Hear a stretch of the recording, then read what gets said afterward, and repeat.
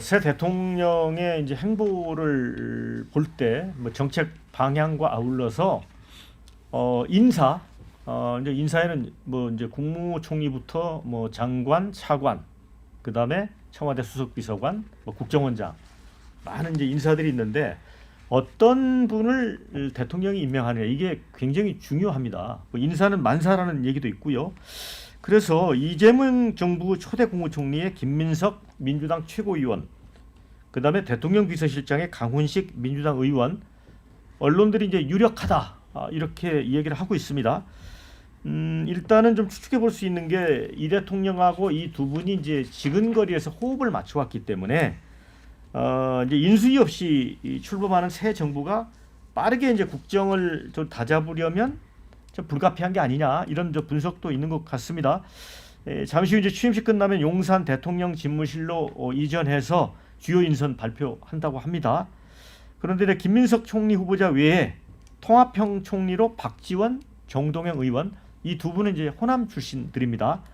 이성현 전 법제처장 이분도 호남 출신이죠. 그다음에 경제가 중요한 게 아니냐. 그래서 경제형 총리로 이창용 한은 총재 이렇게 거론이 된다고 하고요. 비서실장은 이제 국회의원직을 내려놔야 합니다. 대통령 정책실장으로는 이한주 민주연구원장. 뭐 이분도 이제 이재명 대통령과 오랫동안 같이 함께 일을 했습니다. 안보실장으로는 위성락 민주당 의원 이렇게 거론된다고 합니다. 자, 새 정부의 첫 인사 뭐 아직 확정된 건 아닙니다만은 신조어 부대변인 네. 어떻게 보십니까? 김민석 의원이 총리로 가는 것은 저는 상당히 우려스럽습니다. 김민석 의원 같은 경우에는 지금까지 정치 행보가 굉장히 강성이었습니다.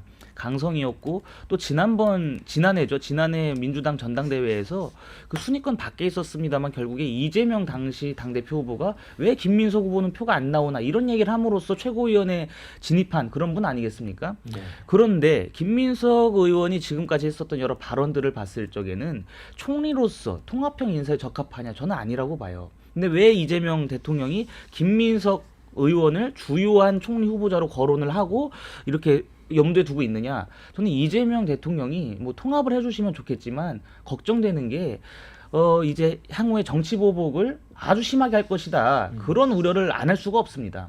그러니까 오늘 오전 1시죠. 당선 그 확실시 됐을 적에 여의도 국회 앞에서 한 연설의 가장 주요한 첫 번째 키워드가 뭐였냐면 내란 종식이었습니다. 그리고 지금까지 선거를 진행하면서 내란의 책임자에게는 문책을 하겠다. 이런 의지를 명확하게 그리고 아주 강하게 피력을 했단 말이죠. 내란 종식을 외치는 것에 그 근저는 뭐가 있냐면 결국에 국민의힘과 보수 진영을 싸그리 내란 세력으로 이렇게 카테고리화를 해가지고 국민의힘을 향한 정치 보복을 하겠다. 그러한 저는 선언을 했다고 봅니다. 근데 거기에 맞물려 가지고 아주 강성 정치인인 김민석 의원까지 총리로 임명한다. 이렇게 돼버리면은 이재명 대통령, 이재명 정부는 통합을 하겠다는 의지가 전혀 없다고 저는 봐요. 그래서 김민석 의원이 총리가 된다라고 하면은 저는 많은 국민들께서 우려를 하실 것이다. 그렇게 봅니다. 야당이 되니까 우려 사항이 좀 많아지는 것 같습니다. 예.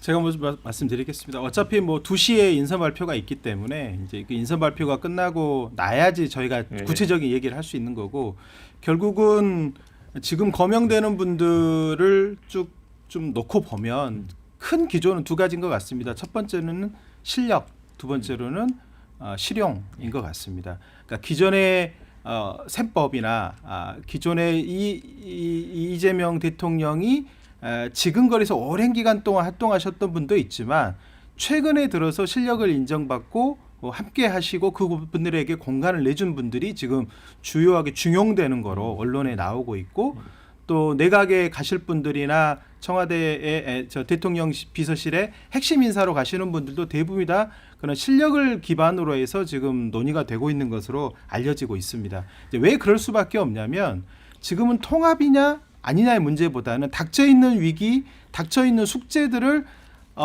사실은 인수위가 없는 기간이기 때문에 바로 직무를 시작해서 실수를 하면 안 되고 또 성과를 내야 되는 이런 어떤 어려운 사실은 상황에 놓여져 있는 겁니다.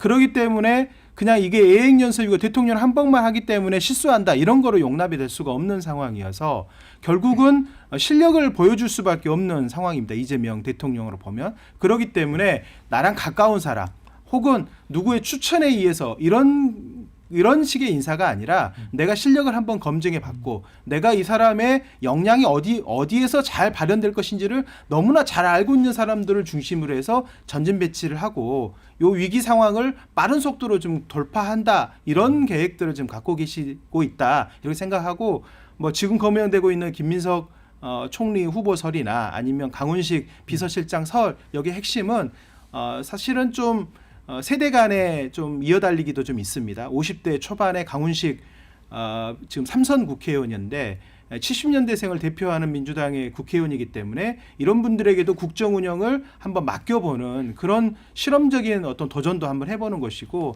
또 완숙미가 있는 김민석 지금 수석 최고위원을 총리 후보로 지금 만약에 지명한다고 한다면 당정청을 고루 다 장악할 수 있는 실세형 정말로 역량이 검증된 그냥 대독 총리가 아니라 실제 역량을 발휘할 수 있는 그런 총리와 내각을 운영하겠다 이런 시그널로 비춰줄 수 있기 때문에 그런 부분들은 좀 보시면 2시 이후에는 좀 이게 이런 방향 가겠구나라는 거 확실할 수 있을 겁니다. 네, 이제 강훈식 비서실장 그 내정 이제 얘기 나오고 있는데.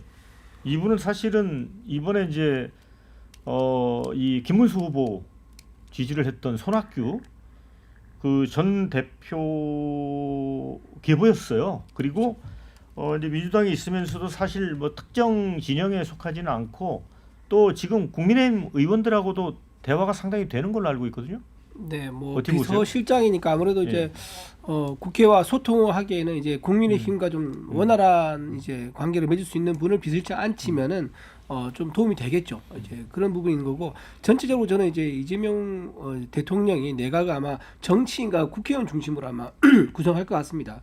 왜냐하면 지금 현재 본인은 이제 경제 민생 얘기하시지만 가장 먼저 해결해야 될 시급한 과제가 본인 사법 리스크 그리고 두 번째가 내년에 있을 지방선거에 대한 대비일 겁니다. 그래서 사법 리스크 뭐 나중에 얘기를 하도록 하고 내년 지방선거에서 승리를 하는 게 또 그다음 있을 총선에서 아주 중요한 교두보가 되는 거거든요. 그래서 내년 지방선거 압도적인 승리로 위해서는 이번 취임하자마자 이번 올해 내에 성과 내는 게 굉장히 중요할 거예요. 그래서 역시 이재명 후보가 대통령 되는 게 다르다라는 그런 기대감을 즉각 효감을 이제 주기 위해서는 아마 이제 본인이 신뢰할 수 있는 속도감 있게 밀어붙이는 정치인 중심으로 내각을 꾸릴 것이다. 근데 이 과정에서 또 이제 실수가 이제 날 수 있는 게 예를 들면 홍장훈 차장 같은 분을 국정원장에 앉힌다 그러면 그건 엄청난 역풍이 불 거예요. 지금 뭐 썰로 도는 거긴 하지만은 홍장훈 같은 분이 만약에 기관장 된다 그러면 그때 홍장훈 차장이 뭔가 양심선언을 한다거나 공익 제보한다거나 이랬던 게 저런 뭐 어떤 얘기가 사전에 있었던 거 아니냐라는 그런 오해를 살 수 있는 거기 때문에 내각 구성을 좀